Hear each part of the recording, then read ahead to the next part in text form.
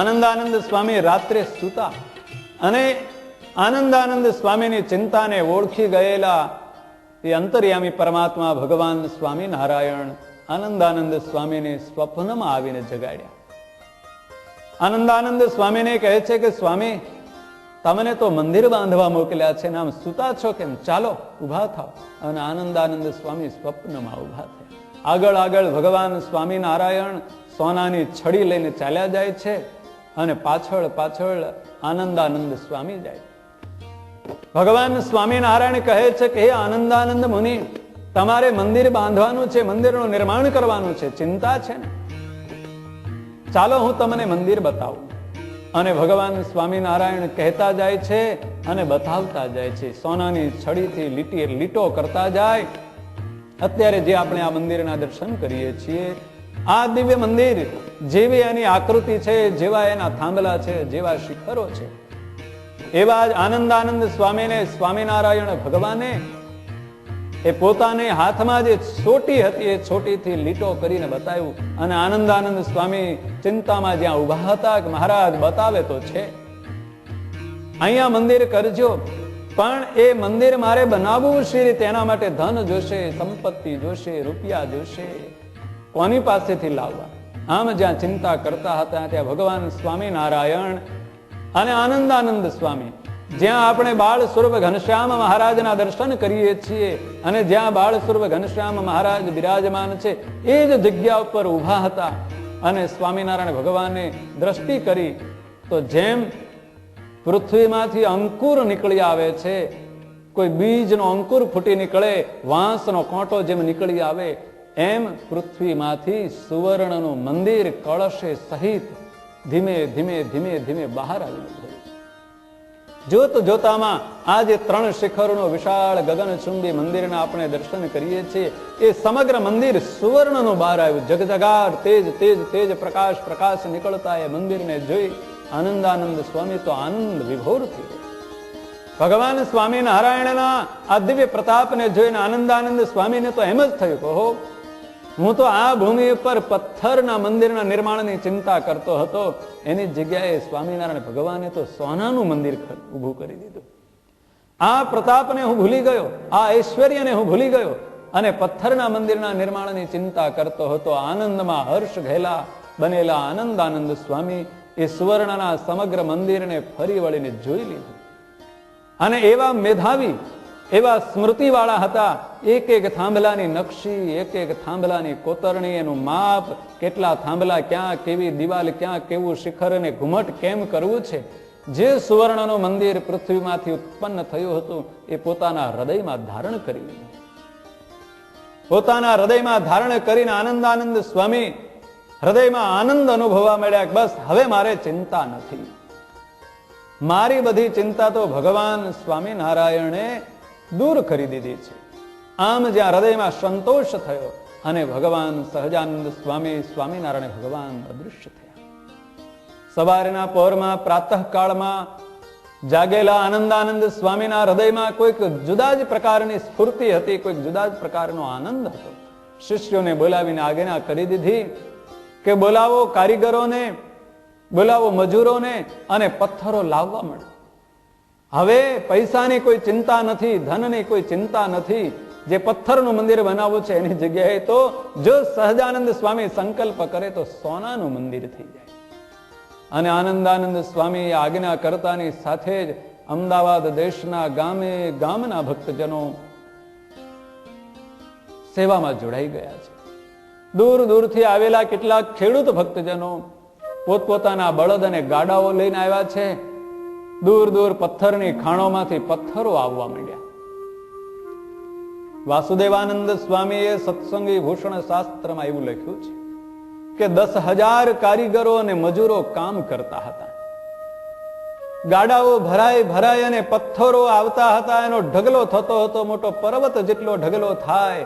10,000 માણસો કામ કરે. અમદાવાદના નાગરિકો જોવા આવે કે હો સ્વામિનારાયણનું મંદિર બંધાય છે, સ્વામિનારાયણનું મંદિર બંધાય છે. પેલા સમાધિ કરાવતા હતા એ સહજાનંદ સ્વામીનું મંદિર બંધાય છે. અમદાવાદ શહેરમાં સમાધિના પ્રકરણ ચલાવેલું ભગવાન સ્વામિનારાયણે હજારો હજાર માણસોને દિવ્ય સમાધિ કરાવી હતી. કેટલાય મતપંથીઓને સમાધિ કરાવી હતી. કોઈ જૈન મત માનનારા હોય, કોઈ મુસ્લિમ મતને માનનારા હોય, કોઈ બૌદ્ધ મતને માનનારા હોય, કોઈ વૈષ્ણવ મતને માનનારા હોય, આ બધાને સ્વામિનારાયણ ભગવાને સમાધિ કરાવી અને પોતપોતાના ઈષ્ટદેવના દર્શન કરાવ્યા હતા. એટલે અમદાવાદ શહેરમાં એ સહજાનંદ સ્વામી અને સ્વામિનારાયણની પ્રસિદ્ધિ એવી હતી કે ઓલા સમાધિ વાળા સમાધિ કરાવતા હતા. એ સ્વામિનારાયણનું મંદિર બંધાય છે. હજારો માણસો જોવા આવે, હજારો હરિભક્તો જોવા આવે. ગામના હરિભક્તોને એમ કે હો ભગવાન સ્વામિનારાયણે આનંદાનંદ સ્વામીને મોકલ્યા છે ને, કોણ જાણે કેટલાય રૂપિયા લઈને મોકલ્યા છે. એટલા બધા રૂપિયા લઈને આવ્યા છે કે આ બધા કારીગરો કામ કરે છે, આ મજૂરો કામ કરે છે, આપણને તો વાતે કરતા નથી. બધાને મજૂરી ચૂકવી દે છે, બધાને દાડી ચૂકવી દે છે, એના માલ સામાન આવે છે, એના બિલો પણ આનંદાનંદ સ્વામી ચૂકવી દે છે. આનંદાનંદ સ્વામી તો એવું સમજતા હતા, શિષ્યો હતા, સંતો હતા, એમને એમ એવું છે કે અમદાવાદ શહેરના નાગરિકો, અમદાવાદ શહેરના હરિભક્તો એવા સુખી છે, એવા સમૃદ્ધ છે કે આપણને કહેવાય નથી આવતા. બધા દાડિયાના કારીગરોની મજૂરી બધા હરિભક્તો ભેળા થઈને ચૂકવી દે છે. હરિભક્તોને એમ છે કે સંતો આપી દે છે, અને સંતોને એમ છે કે આ હરિભક્તો બહુ સુખી છે, મોટા મોટા શેઠિયાઓ છે, એટલે બધાને મજૂરી ચૂકવી દે છે. કોઈને ખબર નથી પડતી કોણ મજૂરી ચૂકવે છે, કોણ બિલ ચૂકવે છે, અને મંદિરનું નિર્માણ કાર્ય ચાલવા માંડ્યું છે. હજારો ભક્તજનો સેવા કરવા માંડ્યા છે. કેટલાક દેવતાઓ ભગવાન સ્વામિનારાયણને રાજી કરવા માટે, ભરતખંડના મહારાજા નરનારાયણ દેવને પ્રસન્ન કરવા માટે વિશ્વકર્મા આદિક પોતાની આખી ટીમ લઈ અને કોઈ મજૂર બનીને આવ્યો છે, કોઈ કારીગર બનીને આવ્યો છે, કોઈ કડિયા બનીને આવ્યો છે, કોઈ શિલ્પી બનીને આવ્યો છે, કોઈ સ્તંપુરા બનીને આવ્યો છે, કોઈ એન્જિનિયર બનીને આવ્યો છે, અને આ મંદિરનું કાર્ય ચાલવા માંડ્યું છે. જોત જોતામાં થોડા જ સમયમાં મહામંદિરનું નિર્માણ થઈ ગયું. એ આનંદાનંદ સ્વામીને સ્વામિનારાયણ ભગવાને આજ્ઞા કરી હતી કે શિલ્પ શાસ્ત્રના અનુસારે આપણે આ મહામંદિરનું નિર્માણ કરવાનું છે. શિલ્પ શાસ્ત્રમાં કહેલા નિયમ પ્રમાણે જ્યાં ભગવાન નરનારાયણ દેવની પ્રથમ આ પૃથ્વી પર પગલીઓ પડી હતી, પ્રાગટ્ય થયા હતા, જ્યાં મૂર્તિ દેવીનું સ્તુતિકા ગૃહ હતું, ત્યાં જ ભગવાન આ નરનારાયણ દેવનું સિંહાસન છે. શાસ્ત્રોમાં વાત આવે છે, શ્રીમદ ભાગવતમાં એવી કથા આવે છે, મહાભારત આદિકમાં એવી કથા આવે છે કે સગર રાજાના 60,000 પુત્રો કપિલદેવ ભગવાનના કૂપાગ્નિથી બળીને ભસ્મ થઈ ગયા. એનો ઉદ્ધાર કરવા માટે ગંગાજીને આકાશમાંથી લઈ આવ્યા. ભગવાન નારાયણના ચરણમાંથી ગંગાજીનો પ્રવાહ પૃથ્વી ઉપર આવવા માંડ્યો. એટલે ગંગાજી ભગીરથને કહે છે કે મારા પ્રવાહને, મારા વજનને પૃથ્વી સહન નહીં કરી શકે, પૃથ્વી રસાતળમાં ચલી જશે. મારો એટલો બધો વજન છે કે પૃથ્વી એને ધારણ નહીં કરી શકે. એટલે ગંગાજીના વજનને ધારણ કરવા માટે ભગીરથને કૈલાસપતિ ભગવાન શિવને તપ કરીને રાજી કરવા પડ્યા. અને શિવે ગંગાજીને જટામાં ધારણ કર્યા અને જટામાંથી પૃથ્વી પર વહેતા મૂક્યા.